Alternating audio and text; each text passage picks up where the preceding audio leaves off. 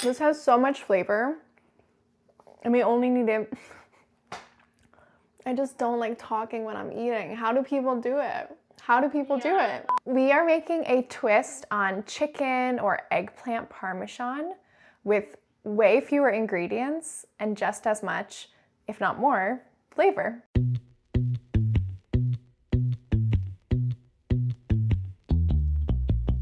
The only ingredients you'll need are canned tomatoes, tempeh, mozzarella, and Parmesan. I have a 28-ounce can of whole peeled tomatoes. I am just giving them a little snip. This is basically the same as squeezing them with your hands or bashing them up with a spoon, but I find it's just a lot less messy and splashy. So we're just encouraging them. Now, the only other things we'll need for this very simple but very flavorful tomato sauce is olive oil and salt. So a lot of tomato sauces have a lot of ingredients like onion or garlic or pepper flakes or anchovies or red wine. This doesn't have any of those. All it needs is a really generous amount of olive oil. Don't reduce it. And a really generous amount of salt, and it turns into something that I would, like eat like soup, like a bowl of soup. It's so delicious, and it really makes a huge difference in this recipe, even though there's basically nothing in it. So while the tomato sauce is cooking, we are gonna work on our star ingredient, the tempeh. So this is soy-based like tofu, but unlike tofu, the soybeans are fermented and then pressed into a dense, chewy cake. So the fermentation is what gives tempeh its meaty, almost mushroomy, really confident flavor, which is why I love using it in all sorts of dishes. Justin and I always have at least a block or two in the fridge. And what's really nice about the tempeh in a parm scenario is that with something like chicken or eggplant, you would probably have to dredge it. So that means flour, eggs, breadcrumbs, maybe like milk or some spices.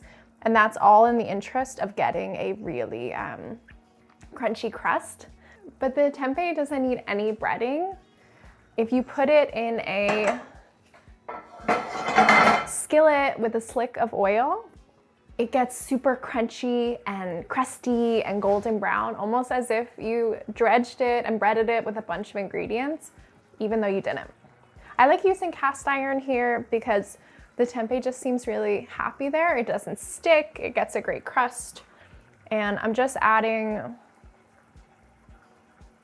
just enough oil to like thinly coat the bottom.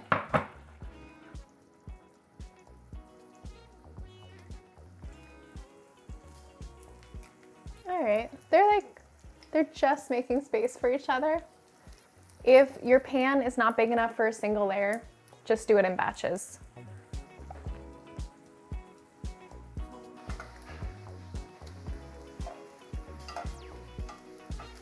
Are you kidding me? Do you see this? Do you see it? Yeah. Wow, that looks amazing. That looks like a fried chicken coating almost. And it is just the tempeh showing off with a little bit of olive oil. Okay, so that's gonna keep cooking for a few minutes on that side.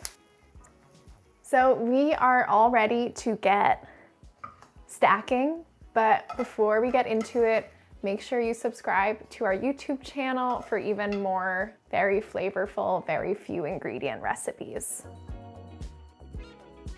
So first goes down a piece of tempeh, big spoonful of jammy tomato sauce, piece of mutz, lots of Parmesan, and then we just repeat that order.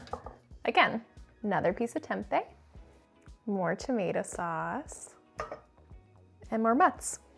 And then when this comes out of the broiler, that's when I'm gonna hit it with even more parm. I like how it's kind of like fresh and snowy.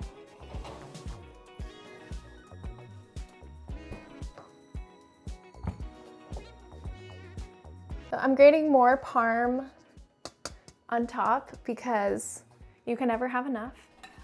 So our tempeh parm is very melty, very gooey, and very ready to eat. I am just serving it with a really simple arugula salad, but you could serve it with crusty bread or really whatever you want.